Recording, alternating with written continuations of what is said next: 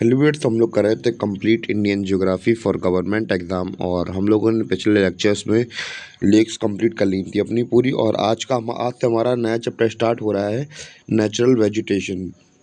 तो स्टार्ट करते हैं अपना लेक्चर बिना किसी देरी के। तो सबसे पहले हम लोग बात करें नेचुरल वेजिटेशन होती क्या है, यानी कि प्राकृतिक वनस्पति क्या होती हैं। ऐसी वनस्पति या फिर ऐसी कोई प्लांट्स वगैरह, ऐसी वेजिटेशन जो कि बिना किसी ह्यूमन इंटरफेरेंस के, यानी कि उसमें इंसान हस्तक्षेप ना करें, जैसी हैं अपनी क्लाइमेटिक कंडीशन में वैसी अपने आप नेचुरली उगें और जैसी क्लाइमेटिक कंडीशन में रहें, चाहे सॉइल जो हो, यहाँ पे सॉइल कंडीशन हो, तो जैसी अपनी हालात के हिसाब से अपने आप को ग्रो करती हैं, तो वो होती है नेचुरल वेजिटेशन। ऐसा नहीं है कि घर में अगर आप लोगों ने बालकनी या फिर घर के अंदर गमले लगा के रखे हैं तो वो क्या वो नेचुरल वेजिटेशन के अंडर आएंगी? नहीं। तो हम लोगों ने बात की है कि भैया अपनी नेचुरली ग्रो होती हैं, अपनी नेचुरल कंडीशन, क्लाइमेटिक कंडीशन के हिसाब से अपने आप को इवॉल्व करती हैं और उसी हिसाब से ढल जाती हैं। तो ऐसी चीज़ें हमारी क्या कहलाती हैं, ऐसे प्लांट्स हमारे कहलाते हैं नेचुरल वेजिटेशन। अगर क्लियर हुआ तो बताइए, क्लियर हुआ तो बताइए। और इसका एग्जाम्पल हम लोग ले सकते हैं कि हमारे जंगल होते हैं, तो भैया हम लोग जंगल में बिना किसी कुछ किए वो अपने आप उगते हैं। तो भैया अपनी क्लाइमेटिक और सॉइल की कंडीशन के हिसाब से अपने आप को इवॉल्व कर लेते हैं, उसी स्थिति में वो अपने आप को ढाल के वो बड़ा करते हैं। तो भैया ऐसी हमारी वेजिटेशन नेचुरल वेजिटेशन कहलाती है।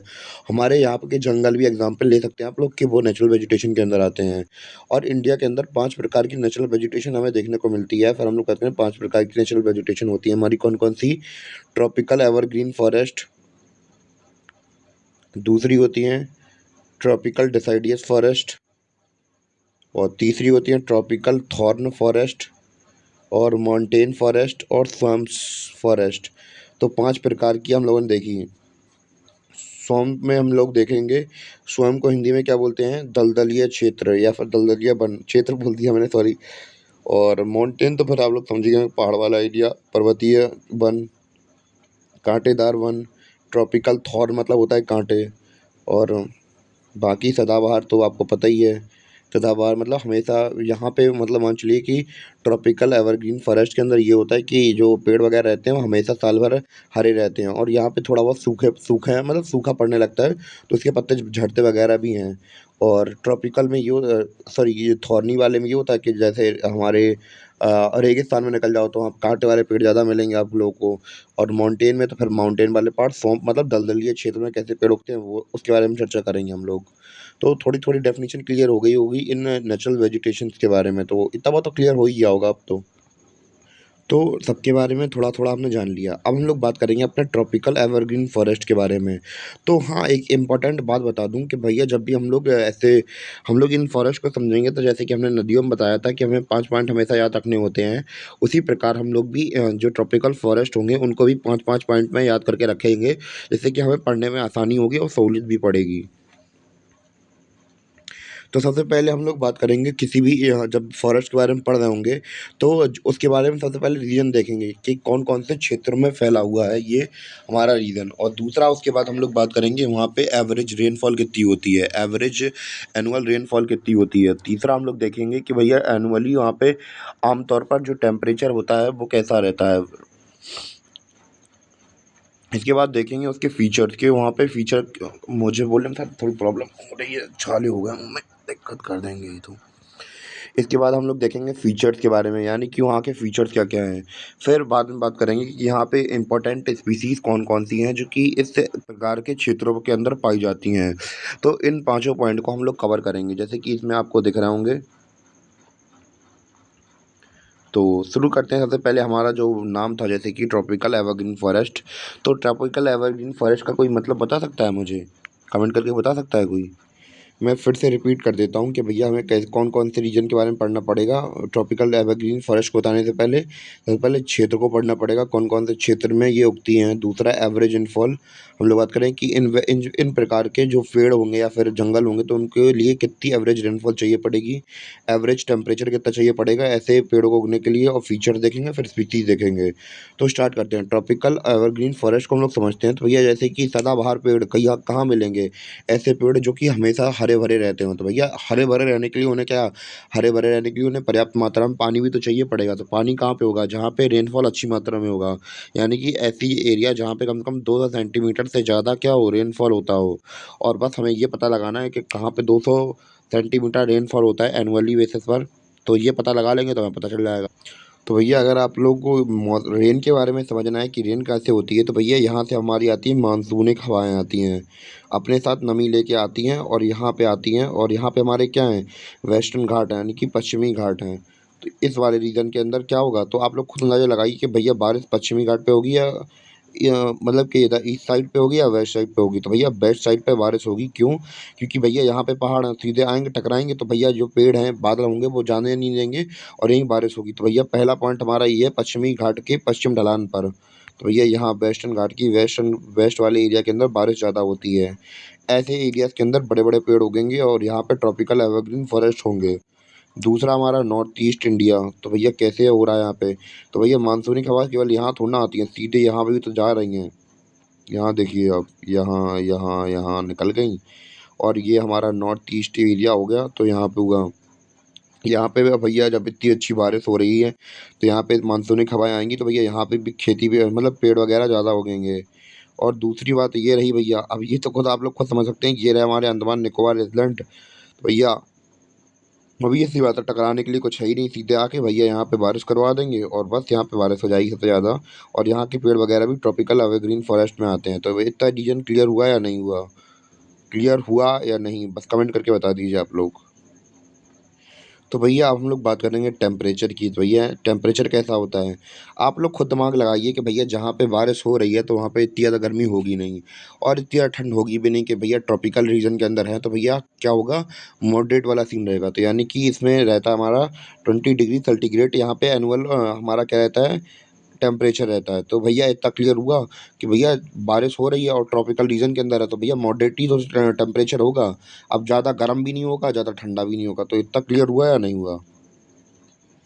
अब हम लोग बात करेंगे ट्रॉपिकल एवरग्रीन फॉरेस्ट के फ़ीचर के बारे में। तो भैया फ़ीचर, पहला फ़ीचर हमारा यही है, जैसे कि इसका नाम है, हमेशा सदा हरे भरे दिखाई देते हैं। क्यों? क्योंकि भैया इनका जो टाइमिंग होता है वो सभी पत्तियों का मतलब एक एक पेड़ एक अलग अलग वक्त पे वो पत्तियाँ गिराते हैं। वैसे जिस पेड़ पर मतलब एक पेड़ आज गिरा रहा तो एक पेड़ एक साल बाद गिराएगा, तो भैया दोनों का टर्म में डिफरेंस आ गया, तो भैया हमें हमेशा हरे भरे दिखाई देते हैं। इतना बहुत क्लियर तो हो गया होगा कि भैया कि हमारा जो ट्रॉपिकल एवरग्रीन फॉरेस्ट है ये हमेशा हरे भरे दिखाई देते हैं। और दूसरे फीचर की बात करें तो भैया, दूसरे फीचर की बात करें तो भैया ये फॉरेस्ट इतने घने होते हैं, इतने मतलब डेंस, मतलब एक के बगल में एक के बगल में एक के बगल में एक के बगल में खड़े रहते हैं। तो इस वजह से मतलब सूरज की रोशनी तक नहीं जा पाती है, ज़मीन तक नहीं छू पाती है, इतने घने पेड़ होते हैं यहाँ के। तो ये हमें इसकी खासियत देखने को मिलती है। और अगले फीचर की बात करें, तीसरा फीचर इसका क्या है, तीसरा फीचर इसका ये है कि भैया यहाँ परतदार जंगल है भैया। जैसे कि मान चलिए कुछ पेड़ हमारे नॉर्मल छोटे होते हैं, फिर उसके बाद बड़े होते हैं, फिर और थोड़े बड़े देखेंगे, और मैक्सिमम हम लोग यहाँ पे देखेंगे 60 मीटर तक के ही हमारे पेड़ देखने को मिलते हैं हमें यहाँ पे। तो भैया 3 फीचर हमने कंप्लीट कर लिए। पहला देखा हरे भरे बहुत ज़्यादा होते हैं, दूसरा डेंस होते हैं, और तीसरा कि भैया पर्वतों में पाए जाते हैं। इतना पॉइंट क्लियर हो गया होगा आई थिंक आप लोगों का। अब भैया बात करते हैं इनकी स्पीसीज़ के बारे में, यानी कि कौन कौन से पेड़ हैं, उनकी स्पीसीज़ कौन कौन सी हैं। तो भैया रोसवुड, मोहागनी, एनी, एबोनी, तो भैया इतने हमारे स्पीसीज़ पाई जाती हैं। और इसी के साथ जो हमारे ट्रॉपिकल एवरग्रीन फॉरेस्ट थे वो कंप्लीट हो गए। उम्मीद है कि आपको इतना बहुत समझ में आया हो। अब हम लोग बात करेंगे अपने अगले टॉपिक के बारे में, जिसका नाम है ट्रॉपिकल डिसिडियस फॉरेस्ट। अगला टॉपिक हमारा ट्रॉपिकल डेसिडियस फॉरेस्ट, तो इसको समझते हैं। तो भैया ये हमारे ट्रॉपिकल डेसिडियस फॉरेस्ट दो प्रकार के होते हैं, एक तो होते हैं मॉइस्ट डेसिडियस फॉरेस्ट और दूसरे होते हैं ड्राई डेसिडियस फॉरेस्ट। यानी कि मॉइस्ट वाले में ज़्यादा पानी की जरूरत पड़ेगी और ड्राई का भैया आपको पता ही है सूखा होता है, तो भैया सूखे में काम पानी कम लगता है भैया।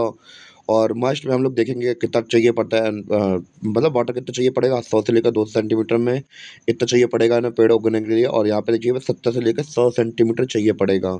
तो आज की वीडियो में हम लोग मोस्ट डेसिडियस को निपटा लेंगे, कल की वीडियो में ड्राई डेसिडियस को निपटा लेंगे। तो बढ़ते हैं अपने मोस्ट डेसिडियस फॉरेस्ट की ओर।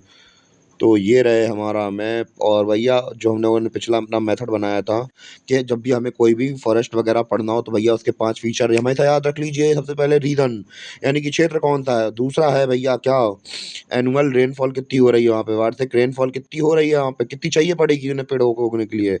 तीसरा के एनुअल टेम्परेचर कितना होना चाहिए। चौथा फीचर क्या है उस पेड़ का, खासियत क्या है उस पेड़ की।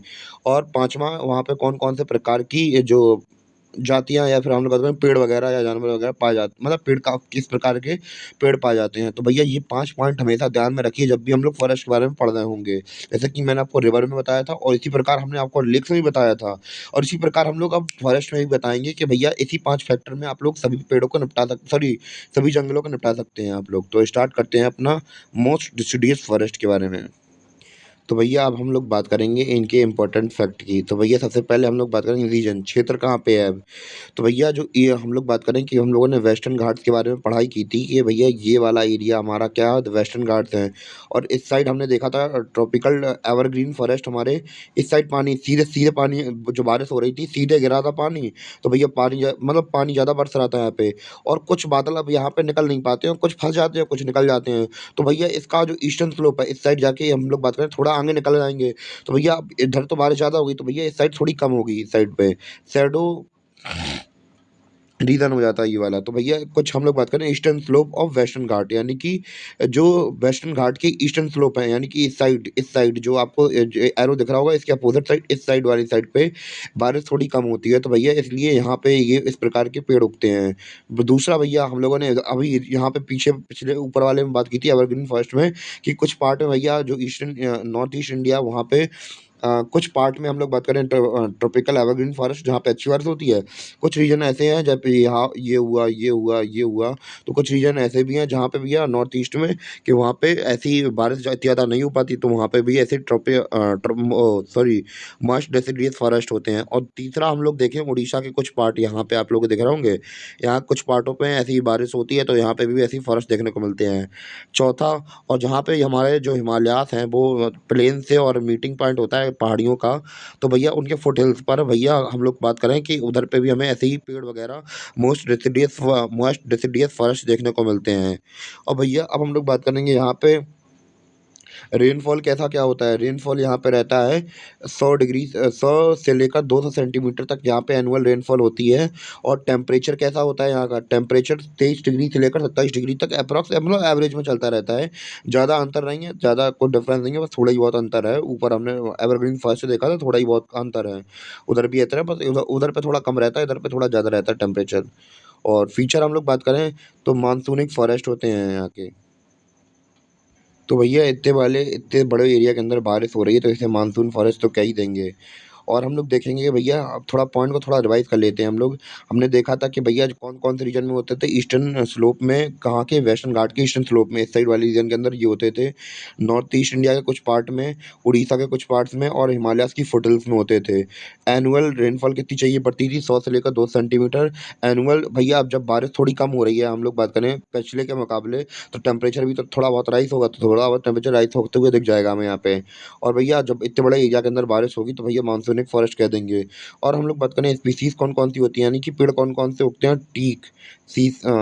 टीक, साल, शीशम और सैंडलवुड यानी कि चंदन हुआ, तो हमारे ये सब हमारे यहाँ पे उगते हैं पेड़। तो 4 पेड़ और बचे, तो 4 पेड़ कौन से हैं, हुर्रा, महुआ, आंवला, कुसुम। तो फिर भैया स्पीसीज के नाम दोबारा से रिपीट कर दे रहा हूँ, टीक, साल, शीशम, सैंडलवुड यानी कि चंदन, और हुर्रा, महुआ, आंवला, कुसुम। तो भैया अगर किसी ने महुआ वगैरह खाया तो मुँह जाना अजीब सा हो जाता है। मैंने 1-2 बार खाए थे, अच्छा लगता है, पर आंवले का अचार भी आप लोगों ने खाया होगा बहुत से लोगों ने। तो इसी प्रकार हमारा जो चैप्टर था आज के चैप्टर में केवल इतना ही था, और आज हमारा ये चैप्टर कंप्लीट हो गया। और भैया एक इन्फॉर्मेशन दे दूँ कि भैया अगर जो भी इस वीडियो को देख रहे थे भैया, इससे पहले के लेक्चर बहुत सारे लेक्चर डल चुके हैं। ये शायद तीसरा 33वां या 34वां लेक्चर है, तो इससे पहले काफ़ी लेक्चर डल चुके हैं, तो पहले विजिट कर लेना वो, फिर यहाँ पे आना भैया आप लोग। और बाकी हिस्ट्री वगैरह के लेक्चर तो कंप्लीट हो चुके थे, और बस यही इन्फॉर्मेशन देनी थी। और बस इतना ही कहना था, और इसी के साथ हमारा लेक्चर खत्म होता है। मिलते हैं अपने अगली वीडियो में, तब तक के लिए बाय बाय, सी यू, मिलते हैं अपने अगली वीडियो में।